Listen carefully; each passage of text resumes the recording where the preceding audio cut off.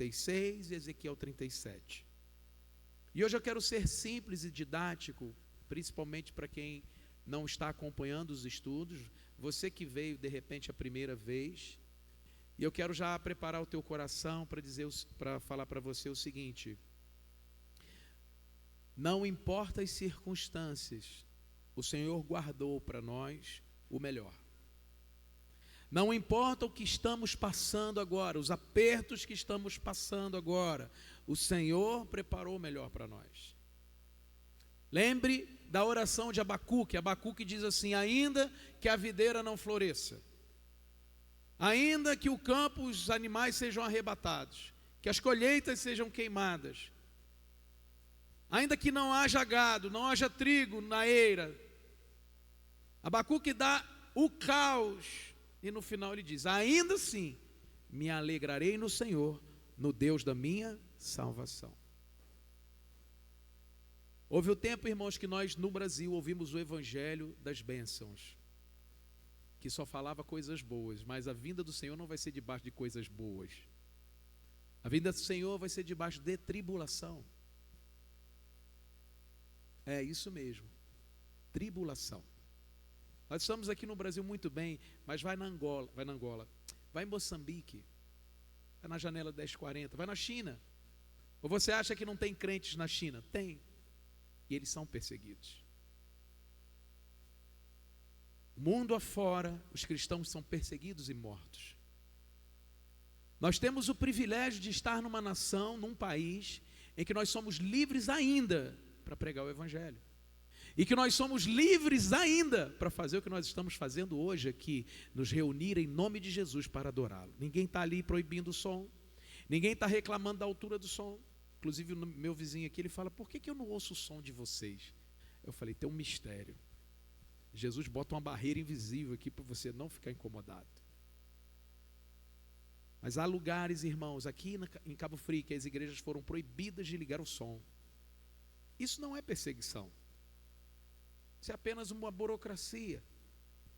Perseguição é o que hoje estão vivendo no Paquistão, na Síria, na Turquia, na própria Rússia, na China, na Eritreia. Os nossos irmãos que são impedidos de fazer o que nós estamos fazendo hoje. E não é por causa disso que eles pararam de seguir o Senhor e adorá-lo.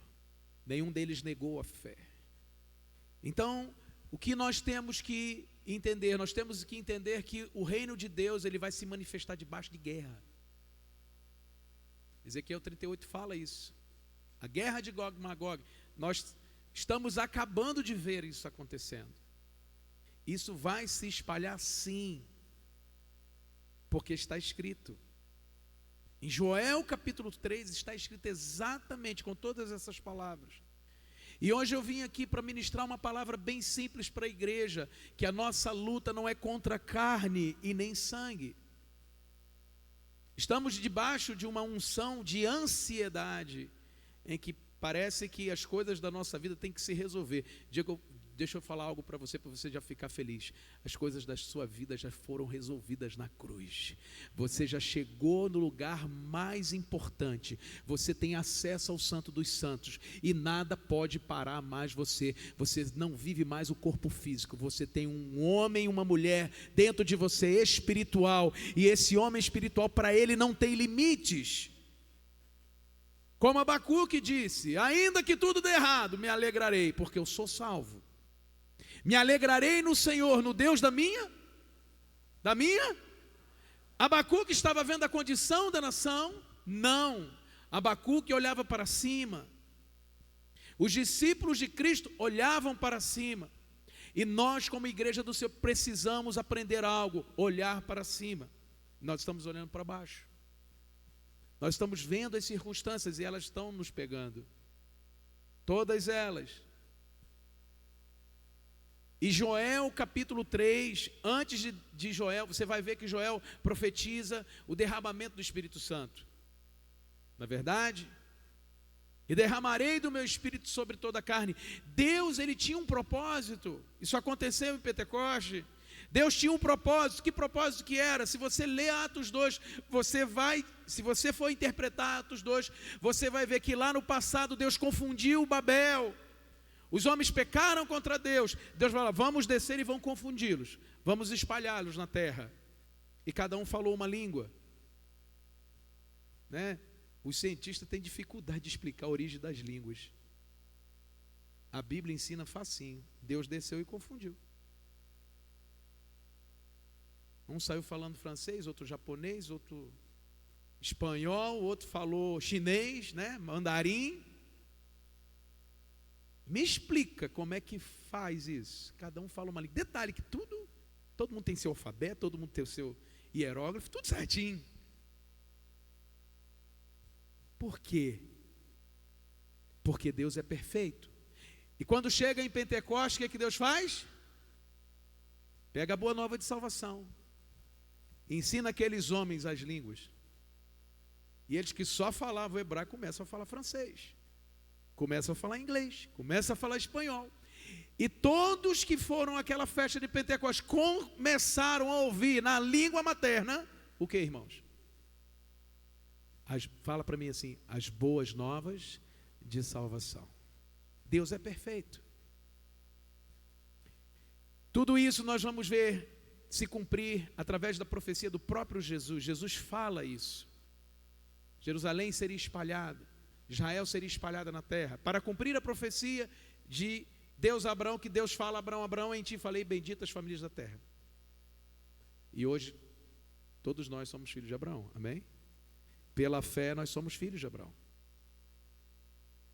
Se cumpriu essa profecia. E Joel 3, o profeta fala o que está acontecendo agora. E eu quero estender Joel 3 para Pedro e para Mateus. Porque o Senhor sabe do que nós necessitamos, melhor que nós. O apóstolo Pedro fala, lançando sobre ele toda a vossa ansiedade, porque ele tem cuidado de vós. Diga para o irmão que está do teu lado da igreja, Deus sempre cuidou de você.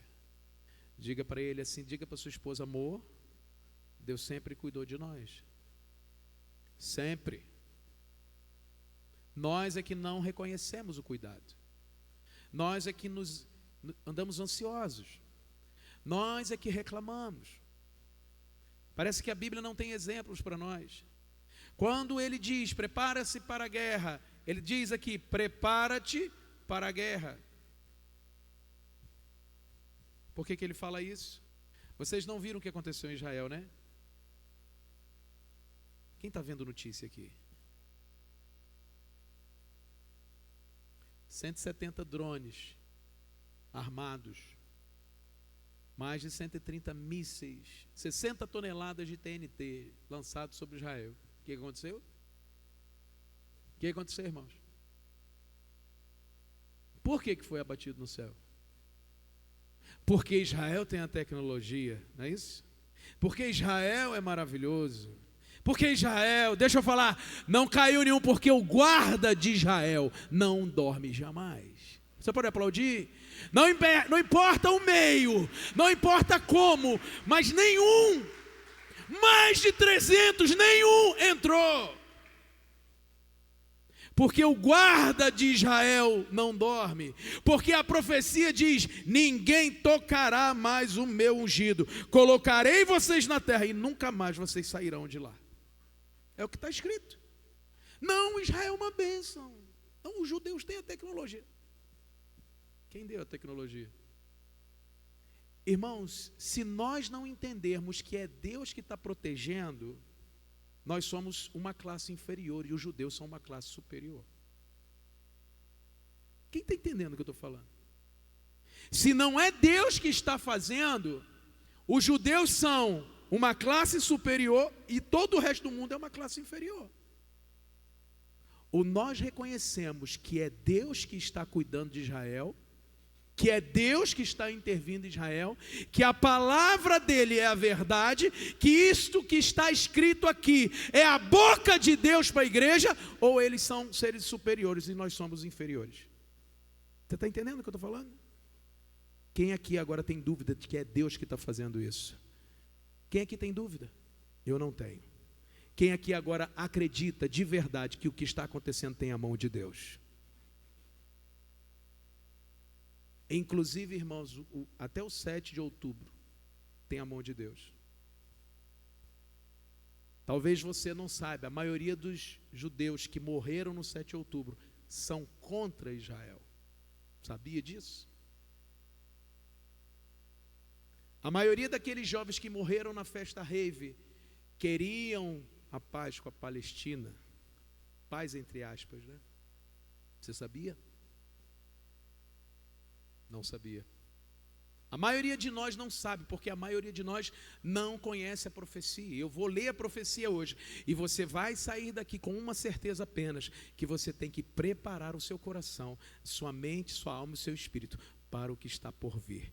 Venha o que vier, você está protegido nas asas do Senhor. Você pode dizer amém? É como Salmo 91, aquele que habita no esconderijo do Altíssimo, à sombra do Onipotente, descansará. É difícil descansar quando eu não sei o que vai vir, mas quando eu sei que o Senhor é ao meu favor, eu descanso. Posso ouvir amém? Joel diz o seguinte: porquanto eis que naqueles dias, naquele tempo, Joel 3, versículo 1, removerei o cativeiro de Judá e de Jerusalém, e congregarei todas as nações, e farei descer o vale de Josafá, e ali com elas entrarei em juízo, por causa do meu povo, da minha herança, Israel, a quem eles espalharam entre as nações, repartindo minha terra. E lançaram sorte sobre o meu povo, e deram por menino uma meretriz, e venderam uma menina por vinho para beberem. E também que tendes vós comigo, Tiro e Sidom. Quem sabe que é onde é Tiro e Sidom? Diga comigo assim: Tiro e Sidom. Hezbolá. Líbano. É o território do Hezbolá que está sendo atacado agora. Ele diz aqui: também que tendes vós, Tiro e Sidom, e todos os termos da Fenícia. Onde é Fenícia? Síria.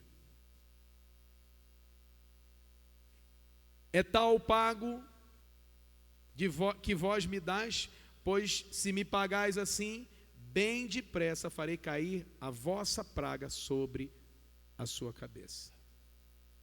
Vocês esqueceram o que aconteceu há mais ou menos 3 anos, eu não sei se foi 3 ou 4 anos atrás, quando o porto de Beirute explodiu? Quem lembra disso? Inclusive tinha amigos nossos que estavam em missão na Marinha, que tinham saído 10 dias de lá. Eles estavam com um carregamento de nitrato de amônia. Eles aprenderam para fazer bombas. E de repente aquele armazém pegou fogo. Destruiu Beirute, destruiu o porto de Beirute. Está aqui escrita a profecia. Não é eu que estou falando, está na profecia. A mão de Deus punirá os inimigos dele, mas ele exaltará o seu justo. Eu quero dizer, quantos justos de Deus tem aqui? Então por que você está preocupado? Prepare-se para a guerra. Joelho no chão, boca no pó, rendição ao Senhor. Posso ouvir amém? Quem está entendendo, diga amém. Estamos vivendo dias, irmãos, em que muitas coisas estão vindo contra a igreja para poder amedrontá-la, como Jesus fala, como Pedro fala, o diabo está ao derredor, rugindo como um leão, procurando alguém para tragar. Mas resistir firme, resistir o diabo, e ele fugirá de vós. Nossa guerra, ela é uma guerra interior, é uma guerra na nossa alma. Diga alma. Mente, psique. É a nossa mente onde estão as nossas emoções, os nossos pensamentos e os nossos sonhos. Deixa eu te dizer aqui, Satanás quer pegar você no passado, Satanás quer pegar você no presente, Satanás quer pegar você no futuro. Ele não para. Sabe por que muita gente está em depressão? Excesso de passado. Gente que lamenta o que já viveu, de bom ou de ruim. Eu quero dizer que tem muita gente que fala assim: poxa, mas Eu já fui muito assim. Eu já tive isso. Era para mim estar bem. Já aconteceu isso com alguém aqui? Só eu? Era para mim estar bem. Aí Satanás está te arrebentando. Deixa eu falar para você, o teu estado agora é melhor, porque o estado agora é o estado de dependência de Deus. Tem nos pegado no presente, excesso de presente, estresse. Doença que o mundo fala que é estresse, nós sabemos que é ansiedade. Desculpa, estresse, excesso de presente. Deixa eu te falar, você não consegue resolver com a sua mão. Você consegue resolver quando você depende daquele que faz. Como diz aquela música, é teu, somente teu todo o trabalho, e o meu trabalho é descansar em ti. Você pode dizer amém? Porque a Bíblia diz que nós não podemos acrescentar um côvado da nossa vida. Um côvado, ou um dia. O Senhor sabe quando cai um cabelo nosso. Então, quando eu estou preparado, quando eu estou rendido, quando eu estou dobrado, ajoelhado diante dele, nada pode mudar aquilo que você quer, a não ser a mão do Senhor. Nada pode mudar as circunstâncias que você quer que mude, a não ser a mão do Senhor. Você entende isso? Então prepare-se para a guerra, porque a guerra não é física, a guerra é espiritual. Eu quero dizer que você já entra nela vencedor. Você tem que entrar crendo que você é vencedor, entrar com fé e dizer: o Senhor é meu pastor e de nada terei falta. Satanás quer nos impedir de entrar nessa guerra. Lembre de Gideão. Quantos? 27.000 amalequitas. Gideão conta Israel. A Gideão, eu vou com 30. No meio do caminho, o que acontece? Deus fala: manda o pessoal que não quer ir voltar. Acontece isso com a gente, né? Quem não quer ir, volta. A Gideão levanta a mão: oh, tem alguém que quer ficar? 20.000 ficou. 2/3. Diga assim: guerra é para guerreiros. Irmãos, guerra não é para qualquer um. Eu não sou fuzileiro. Tem algum fuzileiro aqui? Eu vi a Rafa levantar a mão, coçar o ouvido e ia perguntar: fuzileiro, varão? É o fuzileiro que vai na frente, ele que desembarca na praia. Depois vem a infantaria. Hoje tem a força aérea.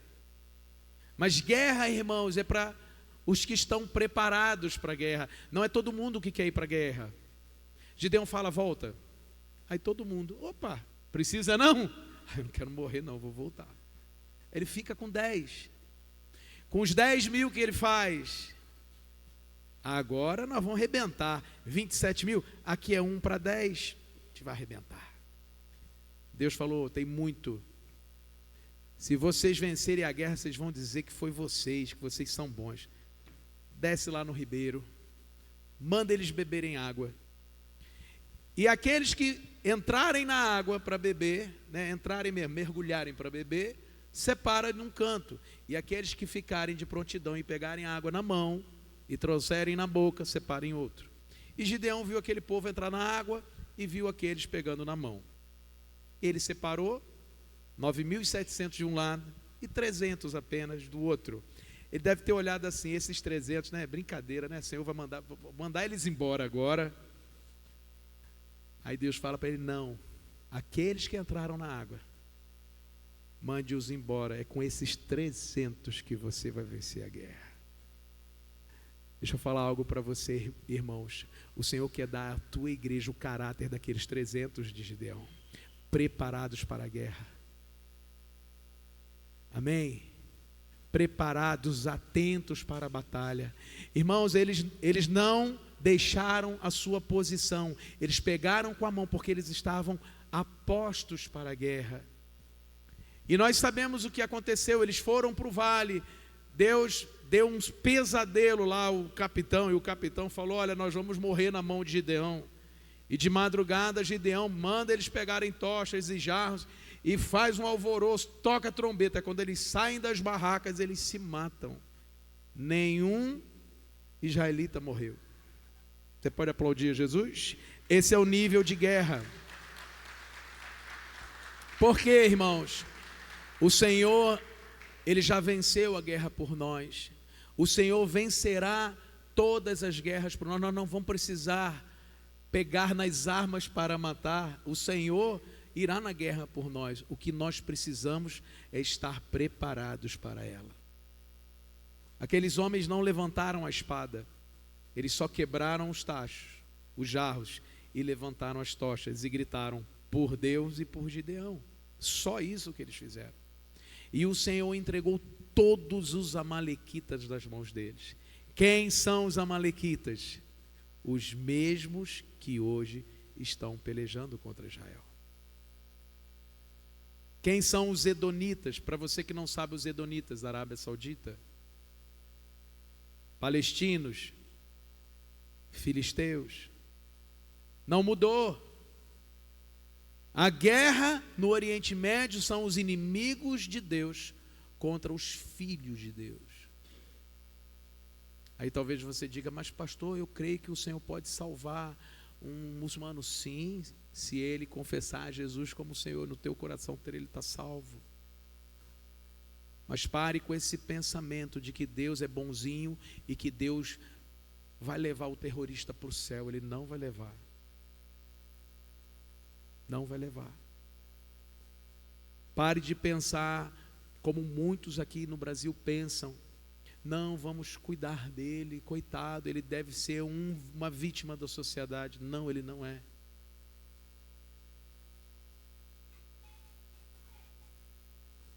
Uma pessoa que serve a jihad, irmãos, se ela entrar com um fuzil aqui, ela vai atirar em todo mundo. Ela não quer saber quem é você. Você entende isso? Ou você, como muitos que utopicamente pensam: não, deve ter acontecido algo que ele é assim. Não, querido.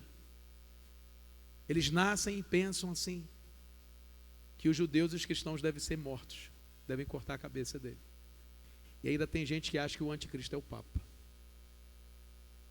Está claro aqui na profecia quem são os povos que virão para perseguir a igreja. E o que nós estamos fazendo? Nós estamos preocupados com o G20. Estamos preocupados com a moeda virtual, com Bitcoin. Nós estamos preocupados com tantas coisas que são distração, quando o Senhor está dizendo para nós: prepare-se, porque a hora virá e o dia virá em que o Senhor, como relâmpago que sai do ocidente e se mostra no ocidente, assim será a vinda do Filho do Homem. Mais do que nunca, irmãos, agora é a hora. Eu tenho em casa, um momento que eu acordo, a Rosineide está dormindo ainda, eu pego o meu tablet e eu começo a ver alguns vídeos, eu começo a tentar, na palavra de Deus, ver a profecia. As profecias de Daniel, não tem tempo para falar tudo aqui. As profecias de Daniel, irmãos, todas se cumpriram. Todos os reinos, todos os impérios, desde o Egito até o último império romano, tudo se cumpriu. Já está tudo preparado para a vinda do Senhor. Tudo, não falta nada. Você entende isso? Que não falta nada. Então, mais do que nunca é urgente pregarmos o Evangelho para a nossa casa. E aqui eu não quero dizer para você sair lá para fora para pegar o Evangelho. Não, eu estou falando hoje da sua casa. Hoje, mais que urgente, marido e mulher, está na hora de você se posicionar com relação ao Senhor. Se posicionar com relação à igreja. E eu louvo a Deus pela sua vida, que você está fazendo certinho. O que você tem que fazer é estar na comunhão com os santos, buscar a presença de Deus e ter uma vida de santidade, porque sem santidade ninguém verá o Senhor. É todo dia lutar contra a minha carne, lutar contra o meu ego, lutar contra as minhas ambições, porque a palavra diz que o homem, ele é extremamente, o coração do homem é, desesperadamente corrupto. Nós temos uma facilidade de cair. Mas a Bíblia também diz que quando nós nos reunimos para adorar, Deus habita no nosso meio, porque Ele habita no meio do louvor do seu povo. É Ele que traz refrigério, é Ele que traz para nós renovo, é Ele que vem e nos batiza com o Espírito Santo, nos lava com o sangue de Cristo.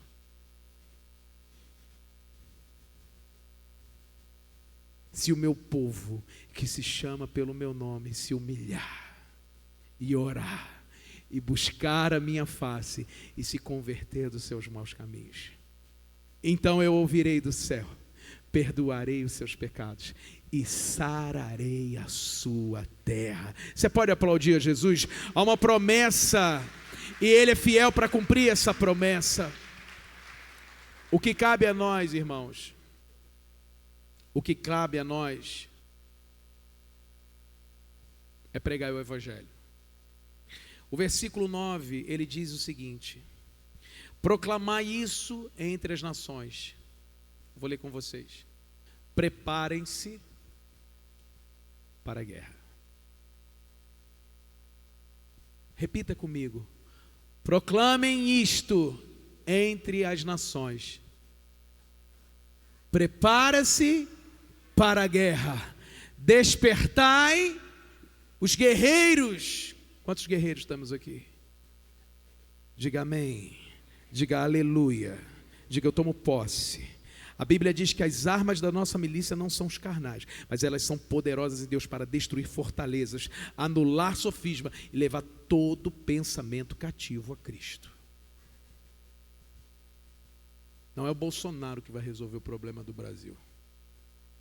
Não é outro presidente que vai resolver o problema do Brasil. O Brasil, como o mundo, está fadado à derrota. Mas a Bíblia diz que o Senhor nos chamou para o reino dele. E o reino de Deus não é o reino desse mundo. Ele diz que esse mundo dorme ou jaz o maligno. Vem eleições aí, todo mundo falando. Já uns 3 vereadores vêm me procurar. Não, vai ser bom. Eu olhei, não, filho. Só vai ser bom com Jesus. Está escrito ali. Todos os homens de guerra, aproximem-se e ataquem. Qual é o nosso ataque, irmãos? Palavra. Clama a mim, responder-te-ei e anunciar-te-ei coisas grandes e boas. Forjai espadas, as nossas enxadas, lanças das vossas foices. Diga ao fraco, eu sou forte. Ajuntai-vos e vinde todos os povos ao redor e congregai-vos. Movam-se as nações e subam ao vale de Josafá, porque ali me assentarei para julgar todas as nações em redor. O que isso, irmãos, tem a ver com a igreja? A igreja tem uma guerra para guerrear, diferente dessa guerra. Essa guerra, escute o que eu vou falar, essa guerra de Joel 3, ela é literal. Nós não vamos estar nela, ela é literal. Ela já está acontecendo. Alguém sabe onde é o vale de Josafá? Eu fui lá. Alguém já ouviu falar na palavra Armagedon? Quem já ouviu? Armagedon, monte. Na verdade não é Armagedon, é Armegido, ou Vale do Monte Megido. O Monte Carmelo, desse lado, Monte Carmelo é desse lado, o Monte Megido é desse. Eu fui nesse monte, Monte Carmelo. Monte Carmelo foi o monte onde Elias erigiu um altar, reconstruiu um altar e o fogo desceu do céu. E naquele dia 400 profetas do Baal foram transpassados da espada. Amém? E esse monte, que é um monte mais alto, é o Monte Megido. Esse vale é o Vale de Josafá, entre os dois montes. Só que esse vale se estende dali, da Cesareia de Filipe, e vai até as colinas do Golã, até a fronteira com o Líbano. Você não vê fim. Eu fui lá. Parece que você está vendo ali de cima do Forte São Mateus aquele horizonte do mar de Cabo Frio. A Bíblia diz que naquele lugar serão reunidas as nações. Quais nações? As nações inimigas de Israel. Hoje, Síria, Líbano, Iraque, Irã, provavelmente, Turquia, Jordânia, talvez a Rússia. Essa guerra será literal. Essa guerra nós vamos ver acontecer diante dos nossos olhos, mas há outra guerra, irmãos, que não é a guerra literal, que é uma guerra que nós vamos travar. E essa guerra, eu tenho visto crentes hoje dizendo, não concordo com o que Israel está fazendo. Alimentado pela mídia, muitos estão fazendo, mas está morrendo tanto, você não sabe que está morrendo, você não sabe a realidade lá, você não sabe as mentiras que são ditas lá. De que lado você vai ficar? Do lado que a palavra diz?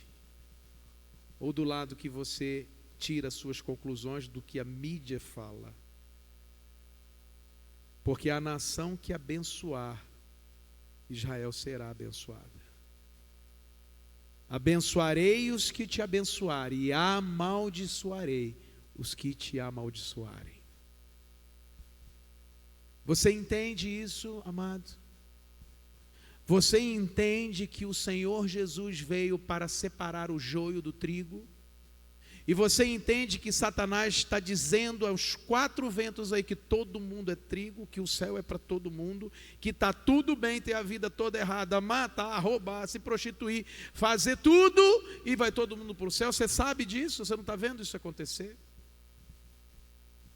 Eu poderia dar exemplos aqui, mas eu quero poupar a igreja. Mas nós estamos vendo tudo quanto é tipo de coisa acontecer e todo mundo, batendo palma. Batendo palma. Deixa eu falar algo para vocês, para eu terminar.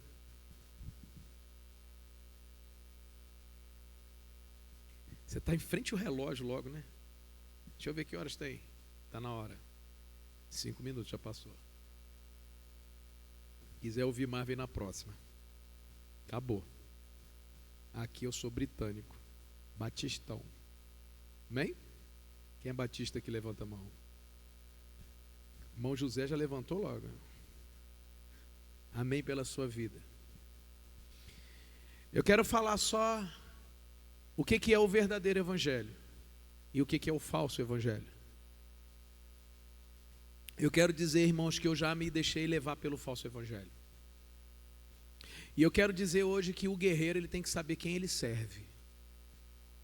Diante de tudo o que está acontecendo, nós temos que saber quem nós servimos. E eu quero dizer para você que eu sirvo o Senhor Jesus. E eu creio na palavra de Deus como única verdade absoluta. Eu não vou por livros, por outros pregadores que pregam outra coisa que não é a palavra de Deus. Eu não vou. Pode ser famoso, eu não vou. Eu vou para a palavra. Se alguém pregar aqui em cima e olhar para a palavra, opa, está errado, eu não engulo, porque é engodo. O falso evangelho, ele diz assim, Deus vai te exaltar. O verdadeiro evangelho fala, arrependa dos seus pecados. O falso evangelho diz, Deus vai te honrar. O verdadeiro evangelho diz, entre pela porta estreita.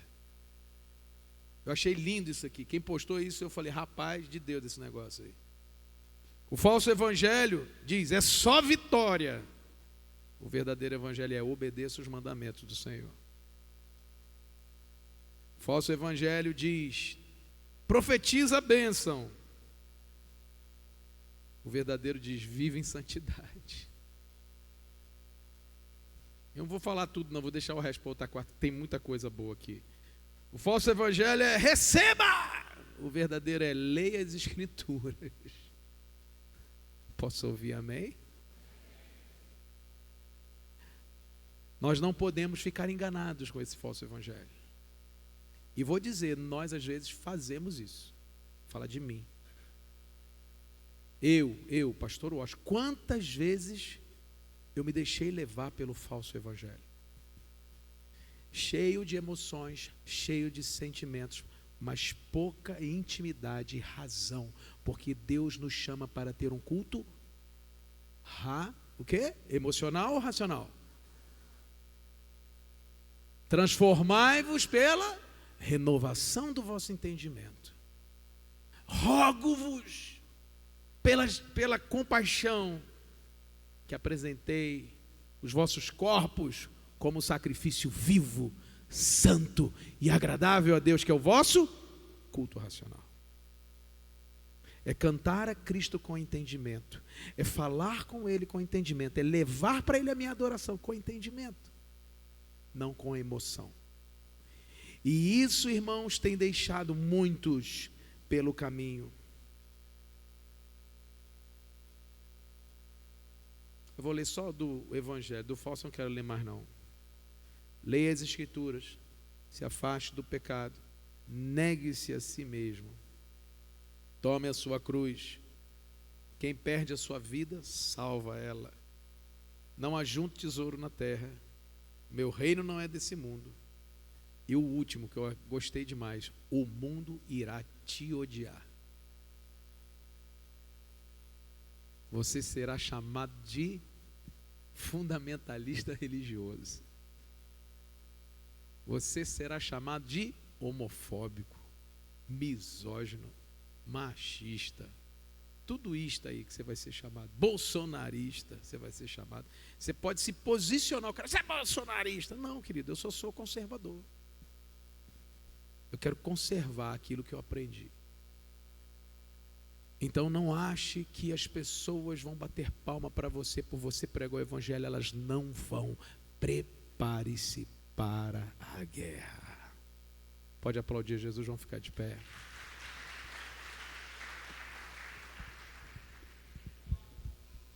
Quarta-feira que vem a gente...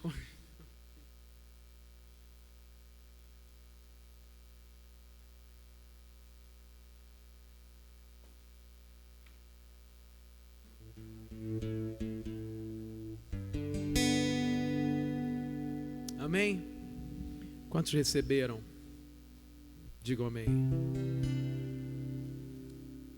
Que o Senhor te dê uma semana, final de semana, cheia da presença dEle. No domingo estamos aqui no mesmo horário, 8 horas. Algumas pessoas me perguntaram, pastor,